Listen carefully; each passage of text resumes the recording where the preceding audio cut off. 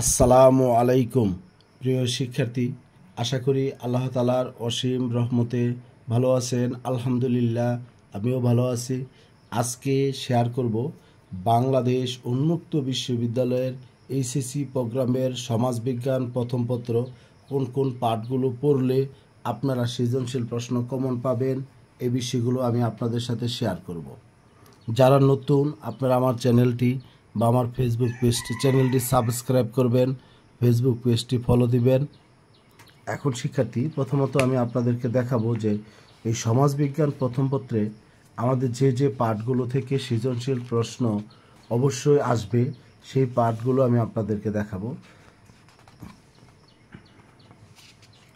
গতকালকে শিক্ষার্থী একটু ব্যস্ত ছিলাম, নইলে আমি গতকালকে আপনাদের ভিডিওগুলো তৈরি করে দেওয়ার ইচ্ছা আমার ছিল। যাই হোক, এখানে আপনাদেরকে যেগুলো আমি বলবো এই পাঠগুলো আপনারা সবার আগে আপনারা কমপ্লিট করবেন। এখানে দেখেন, আপনাদের কাজ হবে 1.1 এটা ভালো করে পড়বেন, 1.4 সমাজবিজ্ঞানের উৎপত্তি, 1.6, 1.7 আর 1.10। কিন্তু শিক্ষার্থী, এই জায়গাটায় আমি আপনাদের বলি সবচেয়ে গুরুত্বপূর্ণ আমাদের যে বিষয়টা, এটা হলো আপনার চতুর্থ অধ্যায়, সমাজ, সম্প্রদায়, দল, প্রতিষ্ঠান, সংঘ, মানে প্রথা, লোকাচার বা লোকরীতি, অর্থাৎ 4 নম্বর যে ইউনিটটা, এটা সবার আগে আমরা চেষ্টা করব এটা কমপ্লিট করার জন্য। কারণ এই সমাজ আর সম্প্রদায় এইটাই পরীক্ষায় প্রশ্ন থাকবো। অন্যগুলো আপনি পড়েন বা না পড়েন, এই সমাজ আর সম্প্রদায় এই দুইটা থেকেই পরীক্ষায় প্রশ্ন থাকবে। এই জন্য সবার আগে আমরা 4 নম্বর অধ্যায়টা ভালো করে কমপ্লিট করব, দেখব যে এখান থেকে আমাদের সৃজনশীল প্রশ্ন কমন পড়বে। এরপর শিক্ষার্থী, আরও কিছু গুরুত্বপূর্ণ বিষয় আমি আপনাদেরকে দেখাবো, সবাই খেয়াল করবেন। এই জায়গাটায় আমাদের এই যে 5 নম্বর যে চ্যাপ্টারটা, বিবাহ, ধারণা ও ধরন, তারপরে আপনার পরিবারের উৎপত্তি ও বিবর্তন তথ্য, পরিবারের ধারণা বৈশিষ্ট্য, পরিবারের প্রকারভেদ ও কার্যাবলী, জ্ঞাতি সম্পর্ক। আমরা 4 নম্বর অধ্যায়টা ভালো করে পড়ার পরে আমরা 5 নম্বর অধ্যায়টা পড়ব, আমাদের এখান থেকে পরীক্ষায় প্রশ্ন আসবে। এবার শিক্ষার্থী, আপনারা 7 নম্বর অধ্যায়ে চলে যেতে পারেন, যে সামাজিকীকরণের ধারণা ও প্রক্রিয়া, সামাজিকীকরণের বাহনসমূহ। খুবই গুরুত্বপূর্ণ প্রশ্ন। এখান থেকে ওখানে যেমন সমাজ আর সম্প্রদায় বলেছি 4 নম্বরে, এখানেও এই সামাজিকীকরণের অধ্যায় থেকে নিশ্চিত আপনার পরীক্ষায় প্রশ্ন আসবে। এরপর শিক্ষার্থী, আরও একটা গুরুত্বপূর্ণ বিষয় রয়েছে আপনাদের, সামাজিক অসমতা, সামাজিক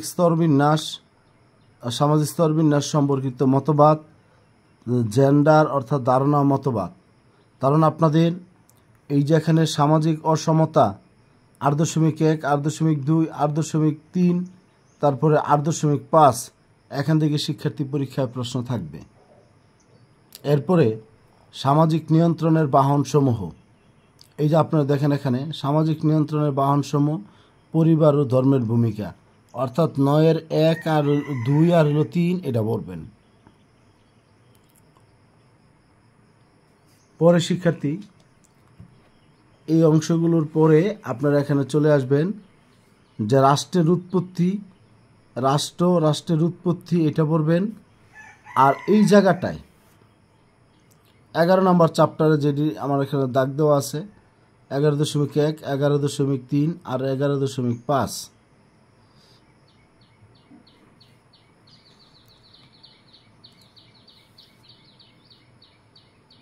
সামাজিক পরিবর্তনের ধারণা, বৈশিষ্ট্য, কারণ, সামাজিক পরিবর্তনের উপাদানের সমূহের প্রভাব, সামাজিক সমস্যা, দারিদ্র্য, বেকার, জনসংখ্যার সমস্যা, অধিক জনসংখ্যার প্রভাব, এগুলো একটু ভালো করে পড়বেন।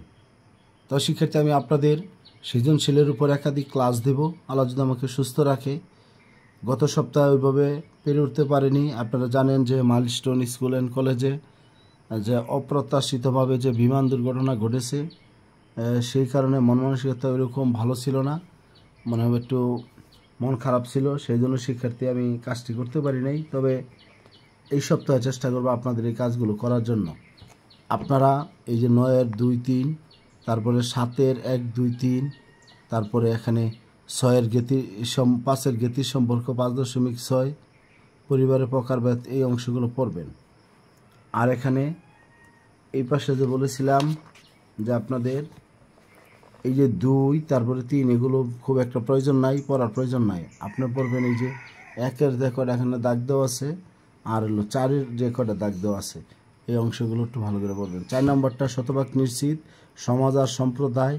সমাজ আর সম্প্রদায় থেকে প্রশ্ন, সৃজনশীল প্রশ্ন থাকবে। তারপর শিক্ষার্থী এখানে আপনার এই যে এখানে এই সামাজিকরণ থেকে প্রশ্ন থাকবে। পরবর্তীতে এখানে সামাজিক নিয়ন্ত্রণের বাহন, নিয়ন্ত্রণের পরিবার ও ধর্মের ভূমিকা।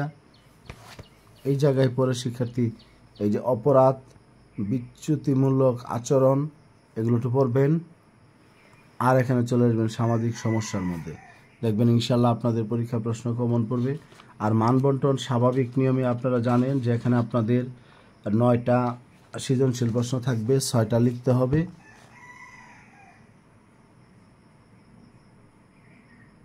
এটা প্রথম বর্ষের বই, সেই জন্য শিক্ষার্থী এখানে একটু মিস্টেক আছে।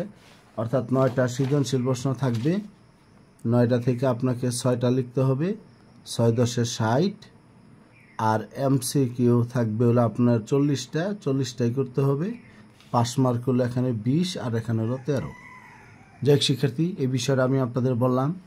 এরপরও যদি আপনাদের আমার কাছে গুরুত্বপূর্ণ বোর্ড সালের আপনার সৃজনশীল প্রশ্ন এবং বহু নির্বাচনী প্রশ্ন রয়েছে, কোনো শিক্ষার্থী যদি প্রয়োজন মনে করেন যে আমার এগুলো হলে আমি উপকৃত হব, তাহলে শিক্ষার্থী আপনারা আমাকে জানাবেন, আমি আপনাদেরকে দিব। তবে শিক্ষার্থী, আমি এখানে এই কাজগুলো করতে আমার মোটামুটি একটা সময় ব্যয় হয়। আর ইউটিউবে আমি যে শিক্ষা কন্টেন্ট আপলোড করি, এতে খুব একটা ফিনান্সিয়াল সাপোর্ট আমি পাচ্ছি না।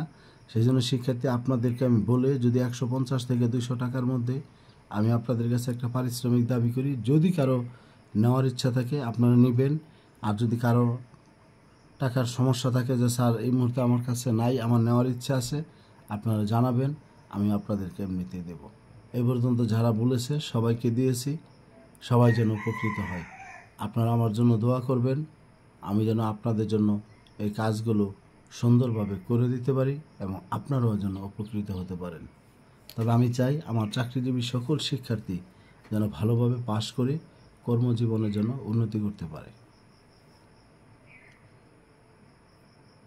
আর এই প্রত্যাশা ব্যক্ত রেখেই আজকের মতো এখানে শেষ করছি। আসসালামু আলাইকুম।